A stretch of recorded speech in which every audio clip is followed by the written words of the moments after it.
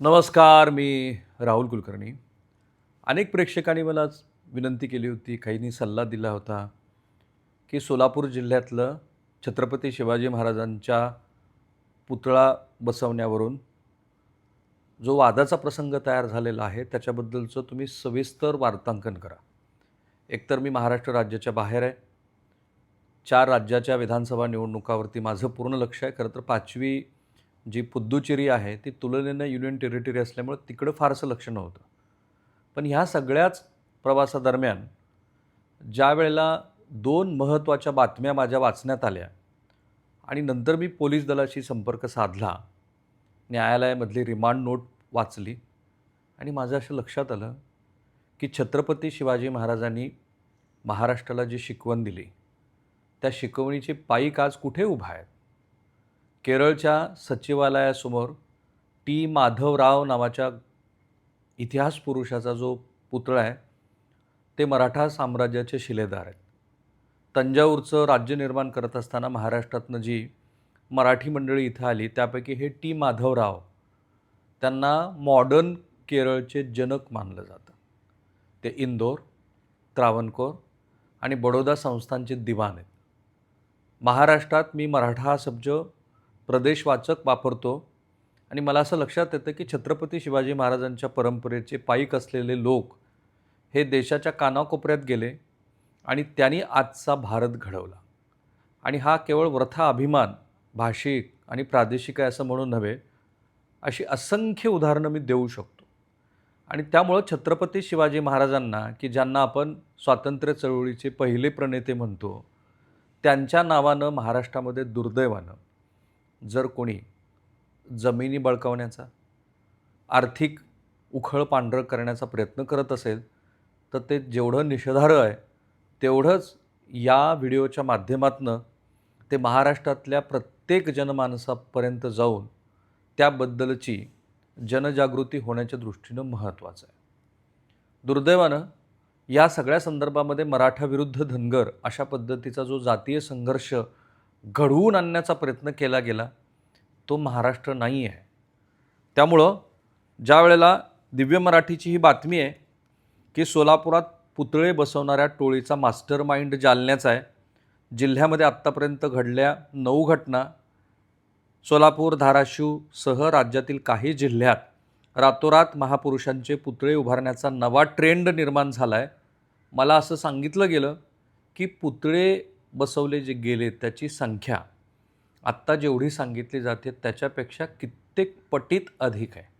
आणि त्यामुळं पोलीस तपासाचा तो भाग असल्यामुळं ती जागा, ती ठिकाणं ते मी तुम्हाला सांगणार नाही. आणि मी नेहमी हा प्रयत्न केला की कुठेही पोलीस तपासामध्ये अडथळा होऊ नये.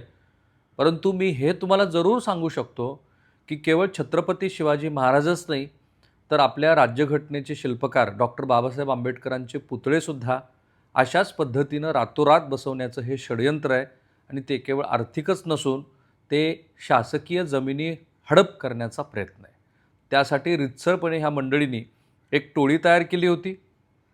त्याच्यामध्ये गावपातळीवरचे काही लोक जे शासकीय सेवेमध्ये आहेत तेही सामील होते. आणि त्या मंडळींनी या माध्यमातून सरकारी जमिनी लाटून, त्याचबरोबर ज्या ठिकाणं जातीय ध्रुवीकरण करून त्या ठिकाणच्या राजकीय नेत्यांना कसा लाभ होईल असे धंदे केलेत. दुर्दैवाने हे छत्रपती शिवाजी महाराजांचं नाव सांगतात, हे सगळ्यात वाईट आहे. पुढं काय झालं आहे, की कुठलीही परवानगी न घेता हे पुतळे उभारले जात असले तरी हा अतिशय संवेदनशील विषय असल्यामुळं पोलीस आणि जिल्हा प्रशासनसुद्धा हतबल झालं होतं. सोलापूर जिल्ह्याच्या पोलिसांचं कौतुक आहे, की त्यांनी अत्यंत धडाडीनं हे प्रकरण धसाला लावलं. मला जी काही माहिती मिळाली त्याप्रमाणे इतर जिल्ह्यातल्या जिल्हा पोलीस अधीक्षकांनी अक्षरशः नॉन बेलेबल ऑफेन्सेस रजिस्टर करून हे प्रकरण पूर्णपणे दुर्लक्षित केलं, कानाडोळा केला आणि त्यामुळं हा प्रकार घडला. कल्पना करा, की तो जर प्रकार आणखी वाढला असता तर जी काही महाराष्ट्राची आज भारतात प्रतिमा तयार झाली आहे, की अत्यंत जातीयवादी, धार्मिक ध्रुवीकरणासाठी प्रसिद्ध असलेलं राज्य, त्याच्यात किती भर पडली असती. हा फक्त भावनिक विषय नसून यामागं सामाजिक अशांतता निर्माण करण्याचं आणि व्यावसायिक षडयंत्र असल्याचं पोलीस तपासात उघड झाले. त्याच्याशी संबंधित असलेली जी न्यायालयात सादर झाली ती कागदपत्र मी तुम्हाला सांगणार आहे. सोलापूर जिल्ह्यात अशा 9 घटना घडल्या, त्यापैकी 4 प्रकरणात सहभाग असल्याचं उघड झालेल्या मास्टर माइंडला अटक करण्यात स्थानिक गुन्हा शाखेला यश आले. बाळराजे रामराज आवारे, राहणार महाकाळ, तालुका अंबड, जिल्हा जालना असं या आरोपीचं नाव आहे. या कटामागे त्याची एक टोळीच कार्यरत असल्याचं उघडकीस आलं आहे. श्री मनोज जरांगे पाटील यांनी समाजाचे प्रश्न ज्या जालना जिल्ह्यातनं, ज्या अंबड तालुक्यातनं मांडले आणि ज्यामुळं राज्य सरकारला सुद्धा काही महत्त्वाचे निर्णय घ्यावे लागले, त्यायोगे जी सामाजिक परिस्थिती निर्माण झाली, जो राजकीय दबाव गट आहे, त्याचा फायदा घेण्याचा प्रकार हा फक्त हा आवारेच करत होता का आणखी कोणी त्याच्यामध्ये होतं? ह्याचा कोण आणखी पार्टनर आहे का, ह्याचा पण शोध घ्यायला हवा, तशी शक्यता आहे. बरं, हे फक्त ह्या एका आवारेच्याच बरोबर आहे, कारण याला तर 14 दिवसाची पोलीस कोठडी मिळाली, म्हणून असं म्हणतायत की याच्यामागं आत्ता मधल्या काळामध्ये श्री मनोज जरांगे पाटील यांनी जी पृष्ठभूमी तयार केली आणि सामाजिक प्रश्न हे किती महत्त्वाचे आहेत हे दाखवून दिले. त्याच्या आडून काही मंडळी पैसे कमवण्याचं षडयंत्र रचतायत की काय, असा प्रश्न पडावा. आणि त्यामुळं त्याची न्यायालयीन कोठडीमध्ये रवानगी करण्यात आली आहे. बाळराजे आवारे याचा प्लास्टिकचा पुतळे बनवण्याचा कारखाना आहे. आपला उद्योग वाढवण्यासाठी त्यानं सोशल मीडियाचा आधार घेत समाजाच्या भावनेशी खेळ करण्याचा प्रयत्न केला. आधी सोशल मीडियाच्या माध्यमातून वातावरण निर्मिती करायची आणि नंतर संबंधित गावात पुतळा उभारण्यासाठी त्याची यंत्रणा कामाला लावायची. मार्केटिंग आणि प्रसिद्धीसाठी त्यानं स्वतंत्र पथकच तयार केलं होतं. या माध्यमातून तो गावकऱ्यामध्ये भावनिक आव्हान करण्यात तरबेज झाला होता. विशेष म्हणजे अवघ्या 25,000 ते 30,000 रुपयात तयार होणारा फायबरचा पुतळा तो गावातील तरुणांना चिथावून 1 ते सव्वा लाख रुपयांना विकायचा. आणि यातला राजकीय पाठबळाचा भाग जो पोलीस तपासात आला आहे. सोलापूर जिल्ह्यात अशांतता निर्माण करण्यासाठी एक टोळी हे काम करत असल्याचं पालकमंत्री जयकुमार गोरे यांनी सांगितलं आहे. कायदा आणि सुव्यवस्था बिघडवून अशांतता निर्माण करण्यासाठी ही टोळी काम करत होती.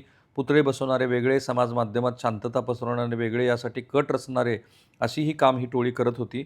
नंतर दिव्य मराठीचा हा रिपोर्ट मला फार महत्त्वाचा वाटला, ज्यामुळं मी पोलिसांच्याकडं वरिष्ठ अधिकाऱ्यांशी संपर्क साधून आणि न्यायालयीन प्रक्रियेतली महत्त्वाची कागदपत्रं मिळवली. बेकायदेशीरपणे पुतळा निर्मिती, आवारेचा चर्मापुरी गावातील कारखाना सील, कृषी अवजारे केंद्राच्या नावानं सुरू होता उद्योग, व्यवस्थापक सल्लागार ताब्यात. जालना जिल्ह्यातल्या अंबड तालुक्यातल्या चर्मापुरी इथं कृषी अवजारे केंद्राच्या नावाखाली सुरू असलेल्या महापुरुषांचा अवैध पुतळा निर्मिती करणारा कारखाना पोलिसांनी ताब्यात घेतला आहे. संभाजी आघाव, वय वर्ष 26, राहणार महाकाळ, व ॲडव्होकेट पंडित उर्फ प्रणित डिकळे, वय वर्ष 30, राहणार तांदूळवाडी, परंडा, जिल्हा धाराशिव यांना ताब्यात घेण्यात आलं आहे. महाकाळ इथे बाळराजे रामराव आवारे पाटील, वय वर्ष 37 यानं 2023 चर्मापुरी इथं कृषी अवजारे सेवा केंद्र सुरू केलं होतं. पण डिसेंबर 2025 पासून या केंद्रात शेती अवजाराऐवजी फायबरपासून पुतळे तयार करण्याचा कारखाना थाटला होता. यानं या व्यवसायाचं मोठं जाळं विणलं आहे. महापुरुषांचा पुतळा एकदा बसवला की तो सहजासहजी काढला जात नाही, या भावनेचा फायदा घेत त्यांना अनधिकृतपणे पुतळे बसवण्याचा सपाटाच लावला होता. प्रशासनानं यापूर्वीच या केंद्रावर बंदी घातली होती. BNS कलम 163 अन्वये पुतळ्यांची निर्मिती, साठवणूक आणि वाहतुकीवर 60 दिवसासाठी बंदी घातली होती. कायद्याचं उल्लंघन केल्यास कठोर फौजदारी कारवाई केली जाणार होती. कारखाना हटवण्यासंदर्भात आदेश दिले होते, तरीसुद्धा हे सुरू होतं. आणि आता असं दिसतंय की हा मुंबईतनं फायबर मागवायचा, मुंबईतनं फायबर मागवून या ठिकाणी महापुरुषांचे पुतळे तयार करायचा. काही पुतळे छत्रपती संभाजीनगर इथल्या चिकलठाण्यातील एका कारखान्यातून तो मागवायचा. आवारे याचा हा कारखाना बंद करण्याचे आदेश यापूर्वी दिले होते. एका पुतळ्याला 70 किलो फायबर लागत होतं. कमी किमतीत तयार होणारे पुतळे जास्तीत जास्त रकमेला तो विकायचा. उत्तर प्रदेशातले कामगार त्याच्याकडे होते. आणि असं दिसतं आहे की हे पुतळे ज्या दर्जाचे होते, त्यामुळं ज्या ठिकाणी सोलापूर जिल्ह्यात ते बसवले होते त्याच ठिकाणी काहीतरी असा प्रसंग घडला असता की ज्यामुळं तो पुतळ्याला काहीतरी हानी झाली असती आणि त्यानंतर जी काही परिस्थिती बनली असती, तयार झाली असती, त्याला कोण जबाबदार आहे. सो पोलिसांनी न्यायालयामधल्या रिमांड नोटमध्ये काय म्हटलं बघा, त्याची ही कॉपी आहे माझ्याकडे. अटक आरोपी याच्याविरुद्ध दाखल असलेला गुन्हा हा जास्तीत जास्त अजन्म कारावासाची शिक्षा असलेला आहे. अजामीनपात्र, अदखलपात्र आहे. मुद्दा क्रमांक 2, मौजे अंजनगाव खे, तालुका माढा इथं 1/4/2026 रोजी पहाटे अटक आरोपी आणि त्याचे साथीदार यांनी तेथील ग्रामदैवत खेलोबा महाराज यांच्या मंदिराजवळ छत्रपती शिवाजी महाराज यांचा अश्वारूढ पुतळा हा बेकायदेशीरपणे विनापरवाना घेता उभारला होता. सदर पुतळा हा खेलोबा मंदिराजवळ असल्याने धनगर व मराठा समाजामध्ये तणाव निर्माण होऊन कायदा व सुव्यवस्थेचा प्रश्न निर्माण झाला होता. यामुळं पोलीस व प्रशासनातील इतर अधिकारी हे कायदेशीर काम करत असताना त्यांना जिवे ठार मारण्याच्या उद्देशानं दगडफेक व त्यांच्या दिशेनं आदल्या उडवून ज्वालाग्राही स्फोटानं जखमी केलं होतं.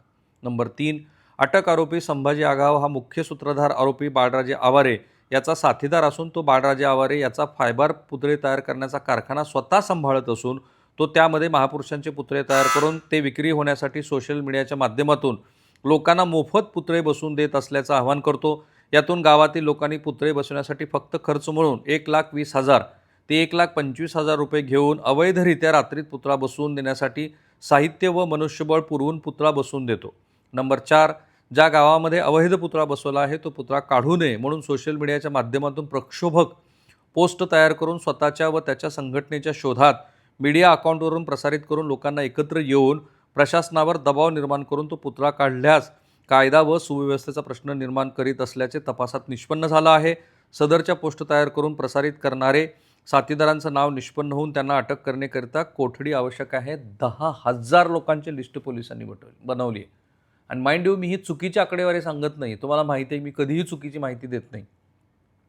जवळपास पोलिसांनी 350हून अधिकच्या पोस्ट हटवल्यात. 19 जणांना अदखलपात्र गुन्ह्यामध्ये आज ताब्यात घेतलं आहे.